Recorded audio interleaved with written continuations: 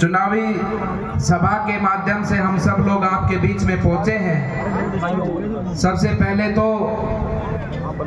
इस देश के भाग्य विधाता जो आप सभी, जिसमें माताएं हैं, बहनें हैं, बुजुर्ग हैं, युवा साथी हैं, मैं आपकी सबकी सादर उपस्थिति को प्रणाम करता हूं, आपको नमन करता हूं। मंच पर विराजमान हमारे यहाँ से मंत्री श्री ओटाराम देवासी जी का हमारा बहुत गहरा रिश्ता है, बहुत गहरा रिश्ता है। जिस गद्दी से मैं आता हूँ, बाबा मस्तनाथ जी की गद्दी अस्तल भोर हरियाणा में, बाबा मस्तनाथ जी रैबारी समाज में, हमारे देवासी समाज में पले बड़े थे और गोरक्षनाथ जी के अवतार के रूप में हमारा नाथ संप्रदाय उनको पूजता है, नमन करता है और हमारे पूरे भारतवर्ष का रैबारी समाज अपने इष्ट देवता के रूप में बाबा मस्तनाथ जी को मानता है। पहले भी कई कार्यक्रमों के माध्यम से आपके बीच में आना हुआ है। ऐसे हमारे मंत्री श्री ओटाराम जी, मंच पर विराजमान सभी संत विभूतियों को मैं सादर नमन करता हूं, आपका चरण वंदन करता हूं। हमारे बीच में आपके सबके सेवा के लिए समर्पित अपना जीवन करने वाले, और ऐसा नहीं है, मैं पिछले 5-6 वर्षों से लुम्बा राम जी को जानता हूं। जहां भी दिल्ली में कोई कार्यक्रम होता है, वहां पार्टी की सेवा के लिए निरंतर खड़े रहते हैं, लोगों की सेवा के लिए खड़े रहते हैं। बहुत ही निस्वार्थ भावना से सेवा करने वाले व्यक्ति हैं और ऐसे व्यक्ति को कमल का फूल देकर आदरणीय प्रधानमंत्री जी ने आपके बीच में भेजा है। वो मंच पर विराजमान है। अर्जुन राम जी पुरोहित जी जिला प्रमुख विराजमान है, तारा राम जी विराजमान है, भजना राम जी महाराज विराजमान है, नारायण देवी जी विधानसभा संयोजक विराजमान है, श्रीमती पायल जी पूर्व जिला प्रमुख विराजमान है, महेंद्र जी मंडल अध्यक्ष विराजमान है, लहर भारती जी महाराज विराजमान है और अभी अभी हमारे बीच में इस कांग्रेस की पोल खोलने वाले, लाल डायरी, कांग्रेस की लुटिया को डुबोने वाले, लाल डायरी, इन चोरों को उजागर जनता के बीच में करने वाले ऐसे हमारे विधायक, पूर्व विधायक श्री राजेंद्र गुड़ा जी पधारे हैं। ये हमारे पड़ोसी है, वैसे तो देखा जाए पड़ोसी है हमारे, लेकिन इन्होंने इस कांग्रेस के भ्रष्टाचार को न केवल राजस्थान, पूरे देश में उजागर किया है। मैं इनको भी प्रणाम करता हूं, इनका अभिनंदन करता हूं।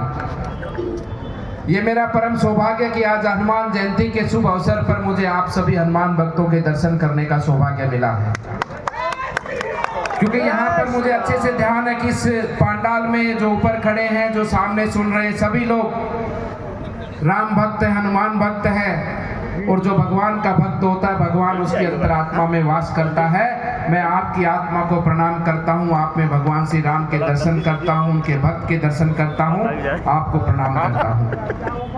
बंधुओं, हमारा बहुत सौभाग्यशाली जीवन है कि परमपिता परमात्मा ने हमें ऐसे कालखंड में मनुष्य जोनी में जन्म देकर इस धरा पर भेजा है। ऐसे इस अवसर पर हमें भेजा है कि आज हमारा ये समय, ये हमारा जीवन उस बात का साक्षी बन रहा है कि एक तरफ तो हमारा देश विकास के पथ पर आगे बढ़ रहा है और दूसरी तरफ भगवान रामलीला हमारे देश पर राज कर रहे हैं। हमारे राजा राम अपनी गद्दी पर विराजमान हुए हैं। हमारे राजा राम हमारी गद्दी पर, अपनी गद्दी पर विराजमान हुए हैं और उन सब के पीछे कोई खड़ा है तो भारत की जनता खड़ी है, आप सब लोग खड़े हैं।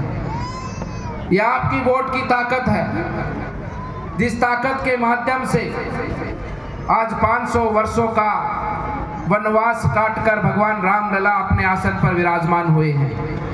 हम सब कार्यकर्ता, हमारी पार्टी के कार्यकर्ता, हमारे नेता जो आज इस दुनिया को छोड़कर चले गए और जो आज वर्तमान में है, हम गली गली गए, घर घर गए, लोगों से समर्थन मांगा, लोगों से आशीर्वाद मांगा और लोगों को ये वचन दिया कि आप हमें समर्थन दें, आशीर्वाद दें, हम राम मंदिर बनाएंगे, हम धारा 370 तोड़ेंगे, हम घर घर नल पहुंचाकर, जल पहुंचाकर राजस्थान की और पूरे देश की जनता की सेवा करेंगे। आपने 2014 में वो ताकत नरेंद्र मोदी जी को दी, 19 में उससे बढ़कर दी और उसका प्रमाण है कि आज रामलला का आशीर्वाद हम सबको मिल रहा है। आज देश अखंड और एकजुट हुआ है। धारा 370 तोड़कर हमारे देश को अखंड और एकजुट किया है। तो दूसरी तरफ हमारे भारत के अंदर हमारे गांव में रहने वाले बुजुर्ग, हमारी माताएं बहनें, उनको ये नहीं पता था कि योजना क्या होती है। क्या होती है योजना?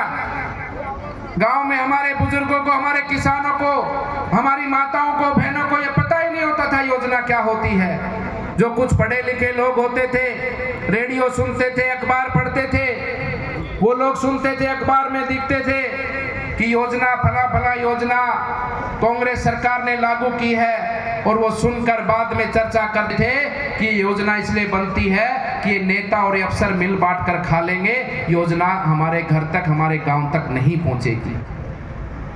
वो समय भी आप सबको याद होगा। ये पेंशन योजना, राशन वितरण योजना, ये कोई 14 के बाद में नहीं चली है, पहले से चलती आई है। वो समय भी आपको याद होगा। प्रधानमंत्री आवास योजना, ये 2014 के बाद में नहीं, उससे पहले से चलती आई है। लेकिन पहले प्रधानमंत्री आवास योजना में किसी का आवास बनता था तो उसको प्रशासन के अधिकारियों को, नेताओं को जितना उसका पैसा आता था उसमें आधा पैसा उसको देना पड़ता था, तब जाकर उसको 20, 25, 30 हजार मिलते थे। और जितने इस योजना के चलने के बाद में प्रधानमंत्री आवास बने हैं, उससे कईयों गुना संख्या में अधिक प्रधानमंत्री आवास पिछले 10 सालों में बने हैं।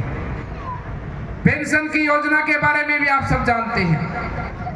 उस समय पर 200-250 रुपए जो मिलते थे, 200-250 रुपए जो कर्मचारी लेकर गांव में आता था मनी ऑर्डर के रूप में, और जब बुजुर्ग मनी ऑर्डर के रूप में उससे पैसे लेता था, अंगूठा दस्तखत करता था, वो उसके 250 रुपए में से उसको 150-200 रुपए ही देता था। उसको ये भी नहीं पता था कि सरकार कितना पैसा भेजती है।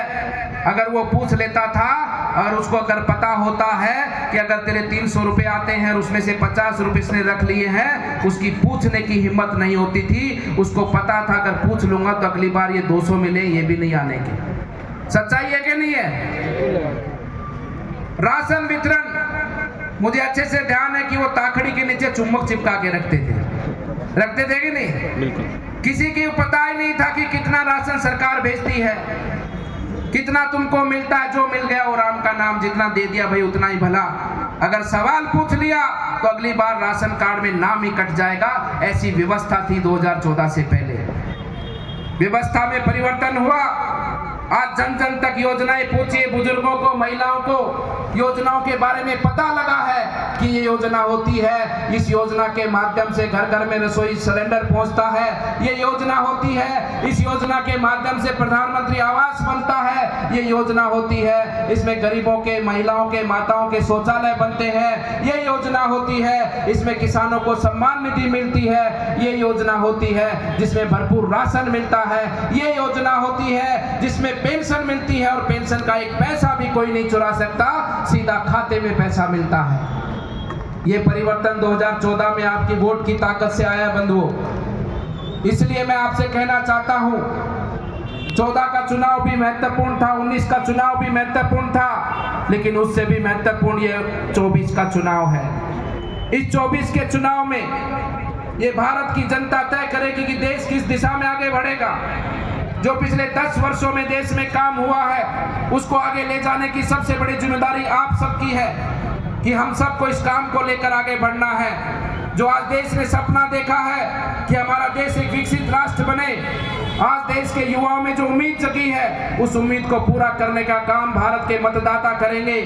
इसलिए बंधुओं कहना चाहता हूं कि जो संकल्प, जो उद्देश्य माननीय प्रधानमंत्री ने आप सबके बीच में रखा है, हमारा परम सौभाग्य कि ऐसे नेता हमको मिले हैं जिनकी नीति में, जिनकी सोच में, जिनके विचार में, जिनकी भावना में, जिनके दिन रात में पल पल के अंदर देश की सेवा लिखी है, देश का भाव लिखा है, देश के लोगों को आगे बढ़ाने की भावना है और केवल देश के लोगों के लिए सोचते हैं। वो समय याद होगा आप सबको जब देश में आजादी की लड़ाई को लड़ा जा रहा था।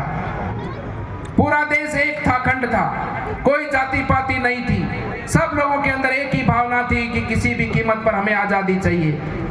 उस समय पर ऐसे अनेकों स्वतंत्रता सेनानी हुए, उनमें से एक सुभाष चंद्र बोस हुए, जिन्होंने देश की जनता से आह्वान किया कि तुम मुझे खून दो, मैं तुम्हें आजादी दूंगा। तुम मुझे खून दो, मैं तुम्हें आजादी दूंगा। भाई आवाज नहीं आ रही। तुम मुझे खून दो, मैं तुम्हें आजादी दूंगा। वो सुभाष चंद्र बोस के शब्द थे और देश के युवा खड़े हो गए थे उनके साथ में लड़ने के लिए, मरने के लिए, कि जो हमारे बुजुर्गों ने, हमारे पूर्वजों ने जो अपमान सहा है, दुराचार सहा है, वो आने वाली पीढ़ी ना सहे। हम अपनी जान की कीमत पर भी आजादी लेकर रहेंगे। वो हमारे लिए लड़े थे वो लोग। और आज ऐसी ही भावना, मैं ऐसी ही भावना आदरणीय प्रधानमंत्री जी में देखता हूँ। वही सोच, वही विचार कि देश के लिए कुछ करना है। आदरणीय प्रधानमंत्री जी लाल किले की प्राची से देश की 140 करोड़ जनता से आह्वान करते हैं कि तुम मुझे खून दो। जो सुभाष चंद्र बोस ने कहा था, आज प्रधानमंत्री जी बोलते हैं कि तुम मेरा साथ दो, मैं तुम्हें विकसित भारत दूंगा। तुम मेरा साथ दो, मैं तुम्हें विकसित भारत दूंगा। विकसित भारत क्या है?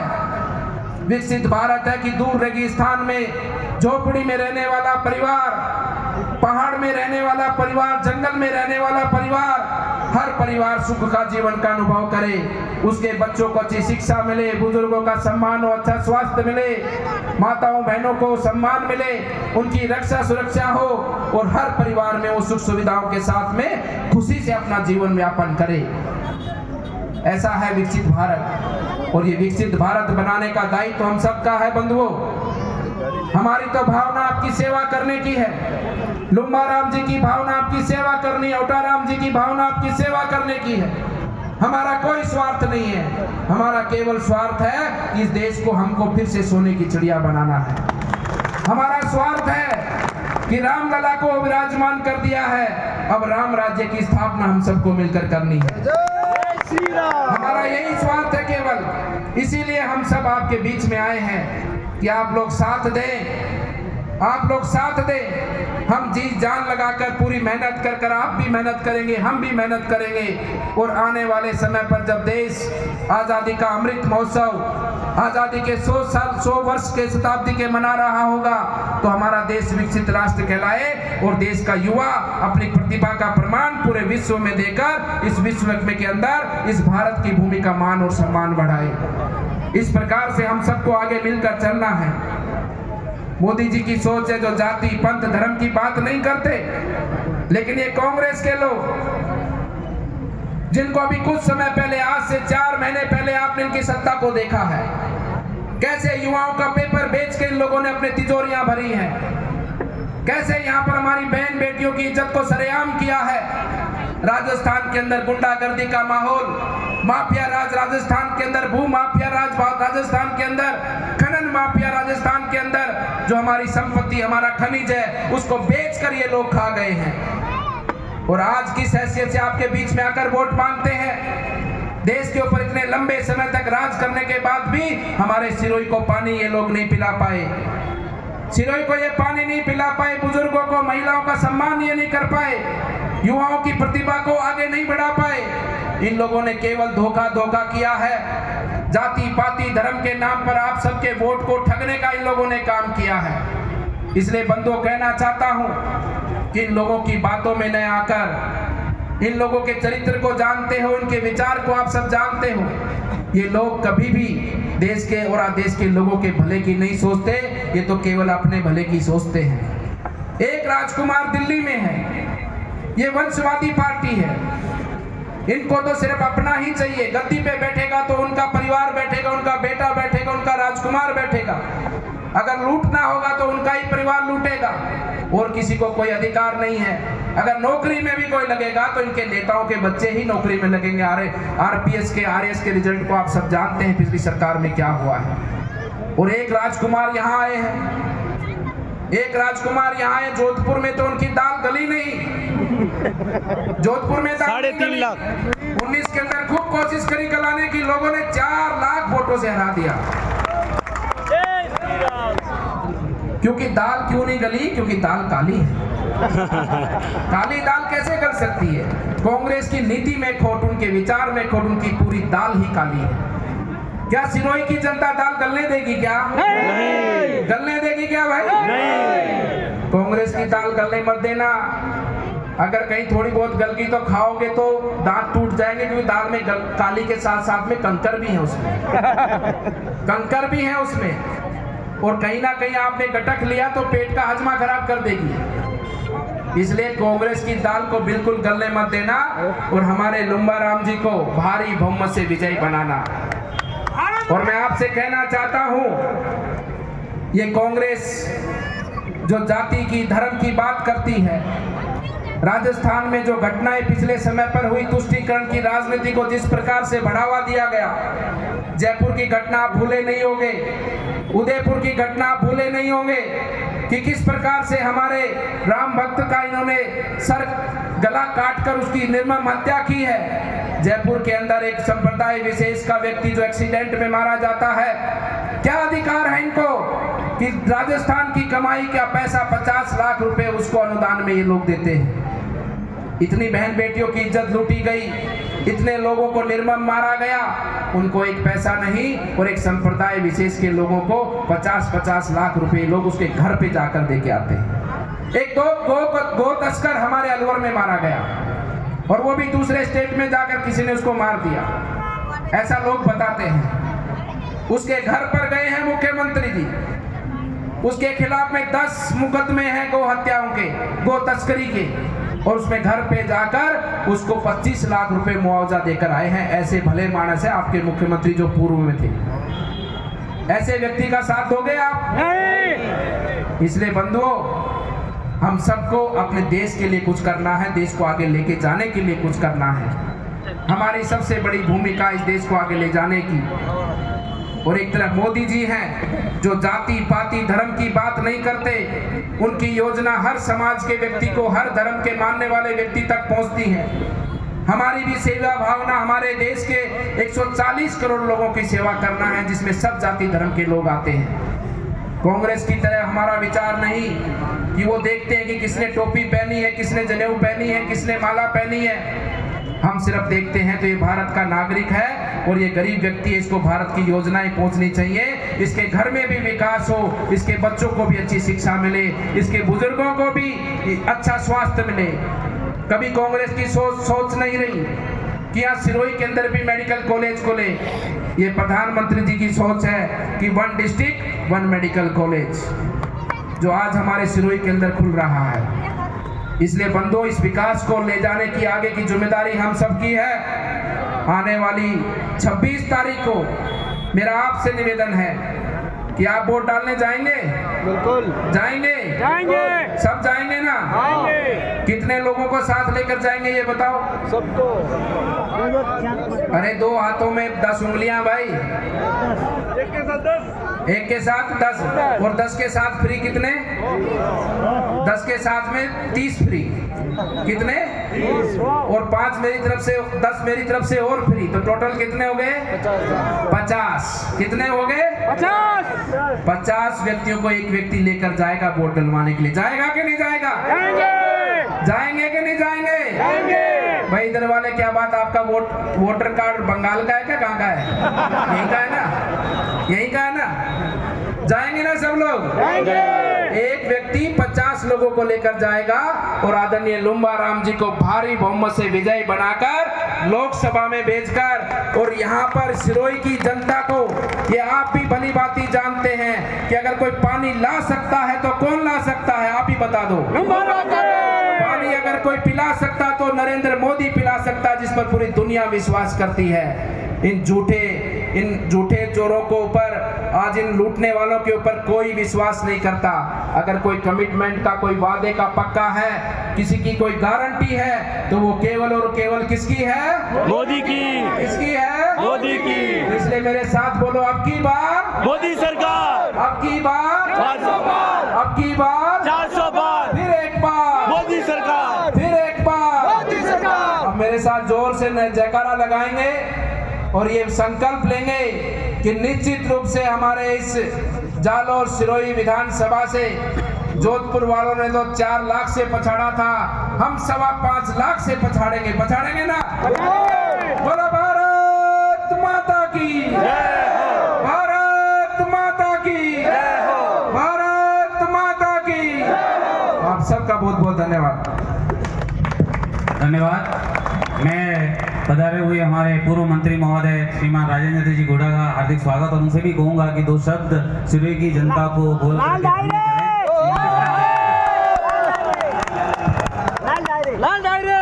आज के सिरोही की इस पावन धरा पर संतों और सूरमाओं की धरती के ऊपर कार्यक्रम की अध्यक्षता कर रहे आपके यहाँ के लोकप्रिय विधायक, राजस्थान सरकार के मंत्री, हमारे महान संत बड़े भाई ओटाराम जी देवासी जो विधानसभा में हमारे साथ रहे, क्रांतिकारी युवा संत जो अलवर की से पहले सांसद रह के और वहाँ के हिंदुस्तान की पार्लियामेंट में बैठे और दोबारा वहाँ से विधायक बहरोड से, और महान संत तिजारा से जो आज यूपी और हरियाणा के बॉर्डर से चल के गुजरात के बॉर्डर पर आपके लोगों को जगाने के लिए आए। मैं बालक नाथ जी का बहुत बहुत दिल से शुक्रिया अदा करता हूँ, धन्यवाद व्यक्त करता हूँ। सम्मानित मंच, हमारे आपके लोकप्रिय कैंडिडेट लूनाराम जी जो एक साधारण परिवार से निकल के आपके बीच में आए। देखिए, मैंने अशोक जी गहलोत साहब के साथ 10 साल तक काम किया मंत्री के रूप में, 10 साल तक, और इस व्यक्ति को जो मैं जानता हूँ, इस व्यक्ति को मैं जो जानता हूँ, वो कोई नहीं इस जानता। व्यक्ति को जो मैंने देखा है, इसके बराबर धूर्त आदमी, मक्कार आदमी राजस्थान की धरती पर दूसरा नहीं हो सकता। जिस तरीके से 15 साल तक राजस्थान का मुख्य मंत्री रहने के बाद हमारे नौजवानों के साथ जो कुठाराघात किया, किस तरीके से मंत्रियों के बेटे एसडीएम बन जाते थे, तहसीलदार बन जाते थे, डिप्टी बन जाते थे निकम्मे होने के बावजूद, और गरीब का बेटा काबिल होने के बाद भी फेल हो जाता था, पेपरों की बोली लगती थी, आरपीएससी को नाथी का बड़ा बना दिया गया था। जिस तरीके से नौजवान आत्महत्याएं कर रहे थे, पूरे हिंदुस्तान में राजस्थान को शर्मसार किया, महिला अत्याचार में, महिलाओं के प्रति दुष्कर्म में राजस्थान को पूरे हिंदुस्तान में पहले पायदान पर लाके खड़ा कर दिया इस अशोक गहलोत ने।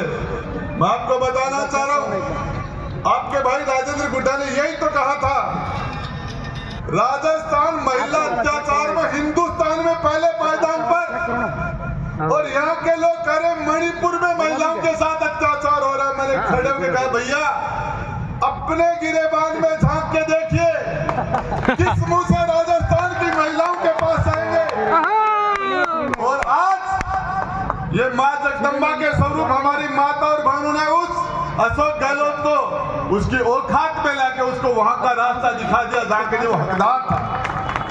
मैं आपको बताना चाह रहा हूं, सिरोही के मेरे सभी नौजवान भाइयों को, इस व्यक्ति ने आज जिस तरीके से लूट की, भरत सिंह जी कुंदनपुर के विधायक थे कोटा में, झालावाड़ में, कोटा में, और उन्होंने राजस्थान में सबसे ईमानदार आदमी व्यक्ति था वो, जो उसने पीडब्ल्यूडी मंत्री पर सरेआम कहा, भाया रे भाया खूब खाया, एक तो पूरा गांव ही खा गया, और उस व्यक्ति को सरेआम लूट का लाइसेंस दिया। और शांति धारीवाल राजस्थान सरकार का कैबिनेट नंबर 2 का मंत्री, जब एक महिला विधायक ने विधानसभा में पूछा कि राजस्थान में हमारी बहन बेटियों के साथ दुष्कर्म क्यों हो रहे हैं सबसे ज्यादा हिंदुस्तान में, तो शांति धारीवाल ने कहा राजस्थान मर्दों का प्रदेश है, मर्दानगी की पहचान है। मैंने कहा डूब के मरना चाहिए तेरे को, डूब के बचाना चाहिए तेरे को। राजस्थान संतों और सूरमाओं की धरती है, ये मीरा और कर्मा की धरती है। दुकान पे तो आदमी यहाँ की हजारों वीरांगनाओं ने अपने सतीत्व को बचाने के लिए लाखों हजारों की संख्या में जोर किए हैं। ये वो राजस्थान है जो कह रहा मर्दों का प्रदेश है। मैं बताना चाह रहा हूं अशोक जी गहलोत के लिए, ये अपने राजकुमार को पूरी ताकत लगा के पूरे राजस्थान के नौजवान की चिंता नहीं है इनको। बेटे की चिंता, अपने बेटे को जोधपुर में पास नहीं करा पाए, पप्पू फेल हो गया है, यहाँ पास कराने जय श्री राम। जोधपुर के लोग इनका कारनामा जानते हैं, इसलिए उसको फेल कर दिया 4.5 लाख वोटों से। और इन्हें पूरे राजस्थान में सभी सीटों का सर्वे करवाया और सर्वे करा के बोला सिर्फ जालोर और सिरोही के अंदर अपना पप्पू पास हो सकता, बाकी कहीं नहीं। ये सोचा है। अब मैं पूछना चाहता हूँ, इस पप्पू का पास करोगे फेल कर दोगे? ये मुख्यमंत्री जी धृतराष्ट्र बन गए हैं, धृतराष्ट्र बन गए हैं। और आपको बताना चाह रहा हूँ, एक पप्पू दिल्ली में बैठा है, दूसरा पप्पू ये लाए हैं। सोनिया जी उस पप्पू को पास करने में लगी है, अशोक गहलोत इस पप्पू को पास करने। राजस्थान के माताओं से, बहनों से, गरीबों से, नौजवानों से कोई लेना देना नहीं। किस तरीके से इन्होंने सरकार के अंदर जो काम किए, क्रिकेट आरसीए का अध्यक्ष था ये अध्यक्ष साहब अभी मैंने इनके सरेआम इनके कच्चे चिट्ठे खोले थे कि ये बाप और बेटे ने मिलकर भ्रष्टाचार किया आरसीए में, और लाल डायरी के पन्ने मैंने मीडिया के सामने रखे थे। मैंने कहा बाप और बेटे ने मिलकर पूरी क्रिकेट आरसीए को लूट लिया, सब कुछ उसके अंदर लिखा हुआ था। मुख्यमंत्री प्रेसिडेंट के जेल में जाते हैं तो पूर्व मुख्यमंत्री को जेल में जाने में दिक्कत है क्या? नहीं। आपको बताना चाह रहा हूँ, ये गरीब का बेटा है, सामान्य किसान का बेटा है, और हकीकत में पूरे हिंदुस्तान की सबसे बड़ी पंचायत का चुनाव है। और इस चुनाव में जाके आवाज एक साधारण परिवार में जन्मे एक इंसान को जालोर और सिरोही के लोगों ने, वाल्मीकि समाज से लेकर ब्राह्मण समाज तक 36 कौम के लोगों ने एक गरीब के साधारण परिवार के इंसान को हिंदुस्तान की सबसे बड़ी पंचायत में बैठाया। और आज अशोक जी गहलोत साम दाम दंड भेद जो पूरे राजस्थान को लूटने का काम किया, वो खजाना आज खाली कर रहे हैं, लोगों का ईमान खरीदने की कोशिश कर रहे हैं, ईमान खरीदने। लेकिन मैं आपको बता देना चाहता हूँ, बिकने वाले लोग नहीं है ये, जालोर और सिरोही के लोग बिकने वाले नहीं है। अभी आपने 4 महीने पहले, 5 महीने पहले ओटाराम जी देवासी जी के 4 महीने पहले स्वयं लोटा का हिसाब किया कि नहीं आपने? कर दिया। अरे गलती कर ली, 50,000 से हार का हकदार था, 37,000 से हराया। उसका कायदा 50,000 से हार का बनता था। काफी बातें बोलना चाह रहा था मैं, आपको एक बात सिरोही की धरती पे कहना चाह रहा हूँ। शेखावाटी से 600-700 किलोमीटर से चला गया हूँ आपके बीच में। और ये अशोक जी गहलोत, हकीकत बता रहा हूँ, ये आपके यहाँ के नौजवानों के लिए, ये सिरोही और जालोर की जनता का 30 साल का भविष्य खराब करने के लिए आए हैं। पूरे राजस्थान ने इनको नकार दिया। 2003 में फेल हो गए। उस टाइम में परशुराम मदेरणा का मुंह दिखा के चुनाव लड़ा था, बहुमत आया तो मुख्यमंत्री बना दिया अशोक गहलोत को। 2008 के अंदर चेहरा दिखाया सीपी जोशी का, और बाद में बहुमत आया तो मुख्यमंत्री बना दिया अशोक गहलोत को। लेकिन 3 में फेल, 2013 में फेल, 2023 में फेल, बेटा जोधपुर में फेल। हैट्रिक क्रिकेट में क्या हैट्रिक बनाते हैं क्या? वो तो बन गई, उसके आगे भी बना दो। हकीकत के अंदर ये आदमी आपकी सेवा करेगा, आपके बीच में रहेगा, घमंड नाम इसमें कभी नहीं आएगा, जातिवाद नहीं करेगा, 36 कौम को साथ लेके चलेगा। और हमारे शेखावाटी में एक कहावत है, कोई अच्छा काम कर दे तो शेखावाटी में कहीं में राम बड़को, और कोई खराब काम कर दे तो कहीं को राम निकल गो। तो अशोक गहलोत को तो राम निकल गो, अशोक गहलोत का तो राम निकल गया। तो यहाँ इसका इलाज कर देना, समय ज्यादा हो रहा है। बोलना चाह रहा था, आप सब लोगों ने मान सम्मान किया, आदर सत्कार किया, महान संतों के बीच में बोलते